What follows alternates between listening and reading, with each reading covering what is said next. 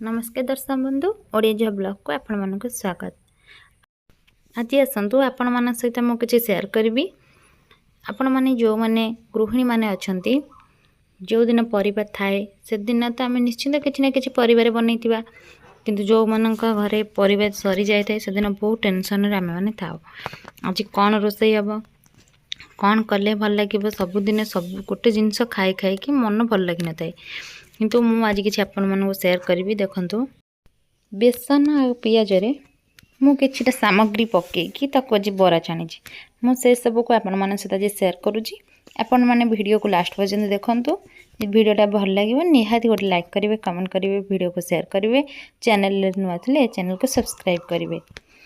मु ये बरा को छाणिया पई 2 कप बेसन, गोटे पियाज, आधा कप बोट डाली एवं किछिटा भृसंग पत्र आउ किछि लुण एतिकी सामग्री पकेकरी आपण माने जेमिति घरे नॉर्मली बरा छाणती सेमिति ही आकु छाणिबे। देखंतु मु एटी छाणी नेछि केते सॉफ्ट और क्रंची देखा जाउची, देखिबा पई जेमिति सुंदर, खाइबा पई मध्ये आहुरी बहुत टेस्टी लागिते। किंतु मु ताको तरकारी करिया पई देखंतु कोन सब मसला रेडी करछि।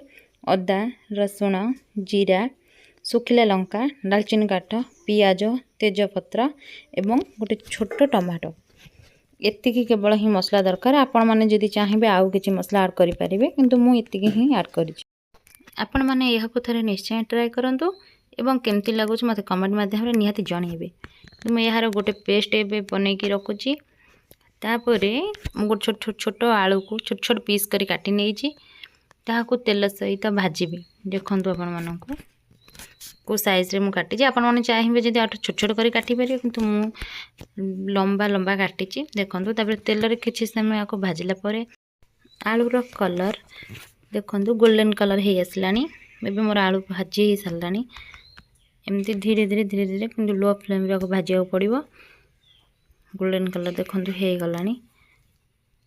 मोर किछि समय पर आलू भजा सरी जाइछि।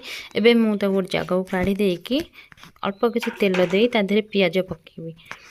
पियाज टार मोर किंतु एठी टिके मोटा मोटा हे जाइछि। आपण माने जदि चाहिबे किछि सरू सरू करी काटी परिबे। सरू सरू काटिबा द्वारा तरकारी रे मेल्ट हे जाइताय एवं पियाज तरकारी रे जणा भी पड़ी न थाए।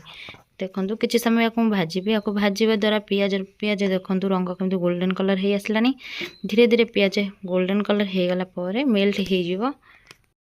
एहा परे मु पेस्ट करी रखिथिबा मसाला को ए पियाज द्वारा ऐड करूची। देखंतु पियाज तो मो गोल्डन कलर हे आसला। ये मसला टाको ता धरे ढालला परे कि ता परे मु किछि लूण, हळदी, मीट मसला एवं गरम मसला, धनिया गुंड जहाँ भी आपण माने मसला पकई पारे सेमती किछि मनाई, किंतु मु अल्प किछि मसला पकईकी मसला टाको किछि समय एपट सेपट कला परे देखंतु मसलाटा किंतु मोर रेडी हे आसलानी। कलरटा भी बहुत चेंज हे गलानी। देखंतु